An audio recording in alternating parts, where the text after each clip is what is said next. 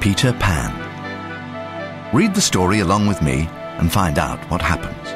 You'll know when it is time to turn the page when you hear this sound.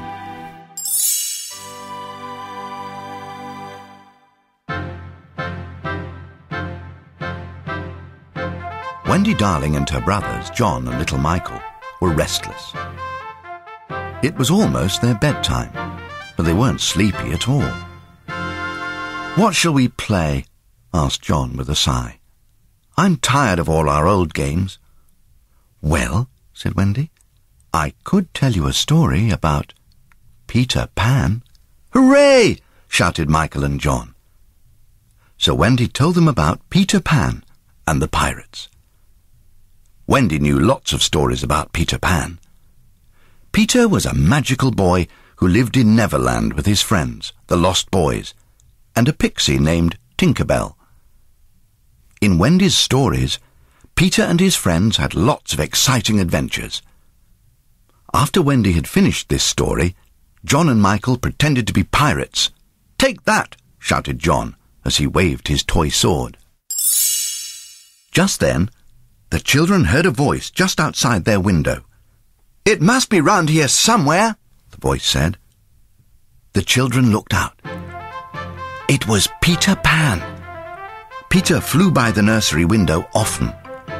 He loved Wendy's stories, especially since they were all about him. But the last time he had visited the nursery, he had left something behind. "Have you seen my shadow?" Peter asked. "Oh, Peter," said Wendy with a chuckle, "here's your shadow. Sit down and I'll sew it back on."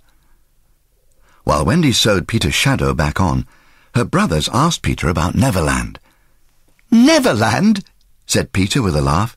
"It's a wonderful place. I'll take you there," he offered.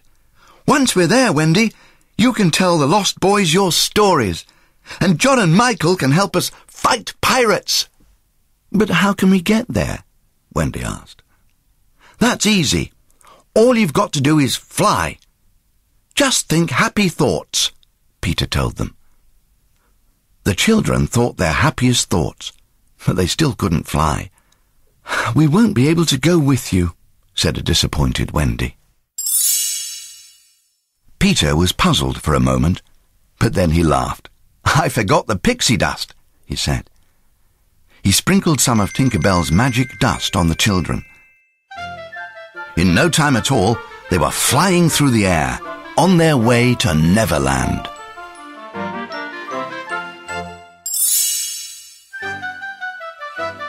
Before the children knew it, they had reached Neverland. Wendy sighed and said, "Oh, Peter, it's just as I dreamed it would be." Suddenly, they heard a mighty boom, and a cannonball zoomed past them. It had come from the pirate ship below, which belonged to Captain Hook, Peter's enemy. The captain had lost his left hand fighting with Peter, and a hungry crocodile had swallowed it. Now Captain Hook spent all his time trying to catch Peter Pan. "Don't be scared," said Peter. "We can outfly him easily." Peter brought Wendy and her brothers to his home.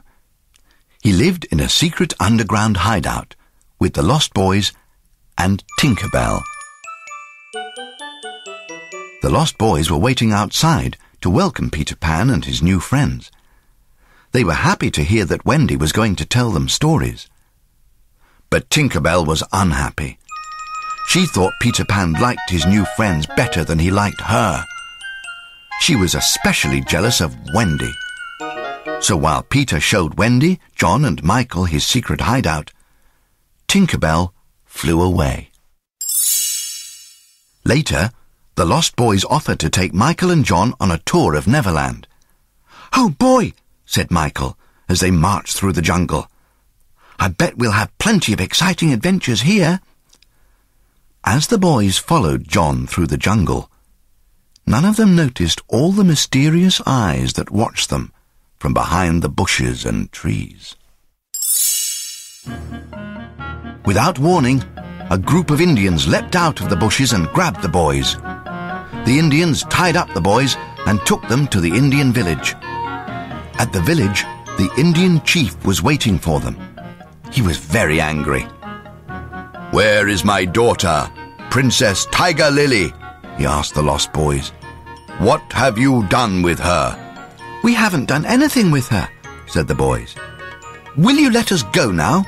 "No," answered the chief. Meanwhile, Peter was giving Wendy her own tour of Neverland.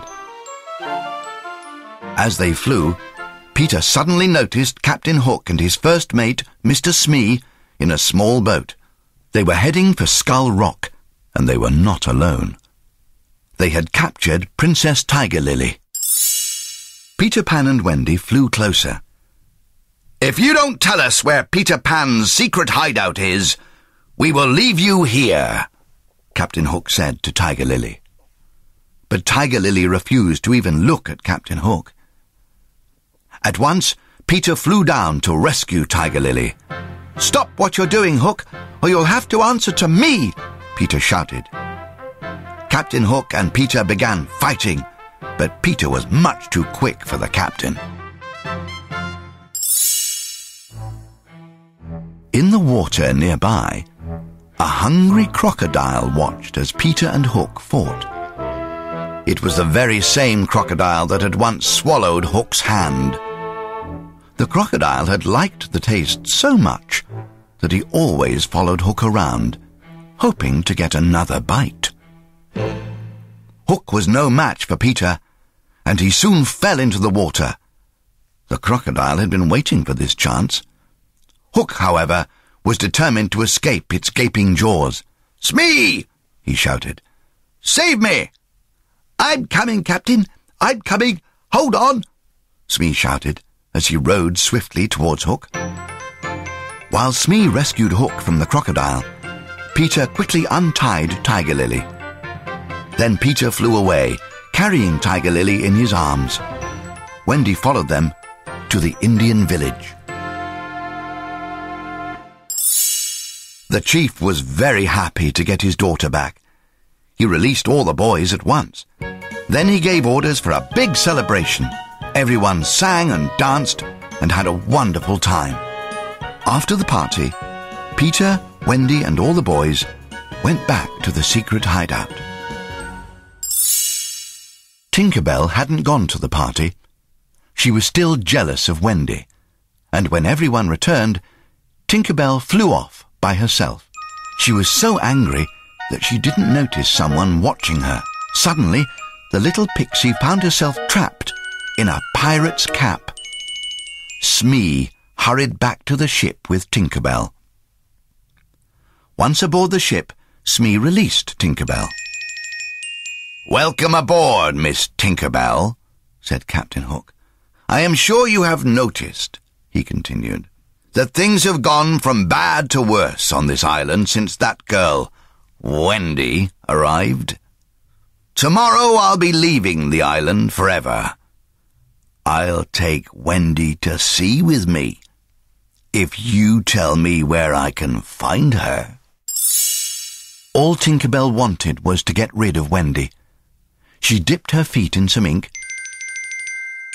Then on the map she showed Hook where the hideout was. She didn't know Hook was really after Peter Pan. "You've been most helpful," sneered Hook. "Now I have Peter Pan where I want him."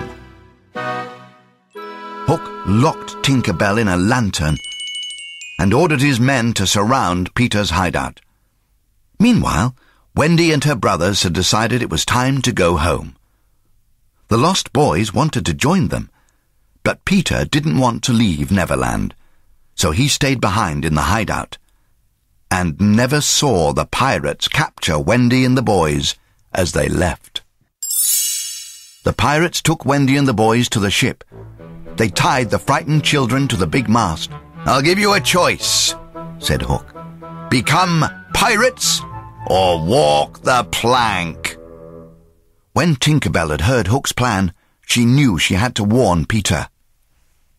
she was finally able to break the glass in the lantern and escape. Then she quickly flew back to the hideout. Excitedly, she told Peter that he had to save Wendy and the boys. Back on the pirate ship, Captain Hook was demanding an answer. "What will it be?" said Hook. "A pirate's life or the plank?" "I'm sure Peter will rescue us," Wendy whispered to the boys. Then, bravely, she said to Captain Hook, "We will never become pirates. We will die first." And she walked onto the plank and jumped off. Everyone waited for the splash, but the splash never came. Peter Pan arrived just in time to catch Wendy as she fell. "Oh, Peter, I knew you would come," Wendy said happily. Peter took Wendy to a safe place. Then he returned to fight Hook. "I'll get you this time, Peter Pan," cried Captain Hook. The two began fighting while the children and the pirates watched. As always, Peter was much quicker and smarter than the captain. They fought all the way up to the ship's rigging. As Hook jabbed his sword at Peter, he lost his balance. Much to the delight of the hungry crocodile below, Hook fell into the sea with a big splash. Once the pirates saw that Peter had defeated their captain, they gave up the fight. They decided to follow Hook and abandon ship. It was difficult for the pirates to keep up with their captain, however. Hook was swimming very fast, trying to escape the hungry crocodile. Back on the ship, everyone cheered for Peter Pan. They were surprised to hear him give orders to cast off. "Where are we going?" Wendy asked him. "I'm taking you home," Peter told her. At Peter Pan's command, Tinker Bell happily sprinkled the pirate ship with golden pixie dust to make it fly. Soon, the children were back in the nursery. They knelt by their window and watched the magical ship sail off into the starry sky. As they waved goodbye, Wendy and her brothers knew they would never forget their adventures with Peter Pan.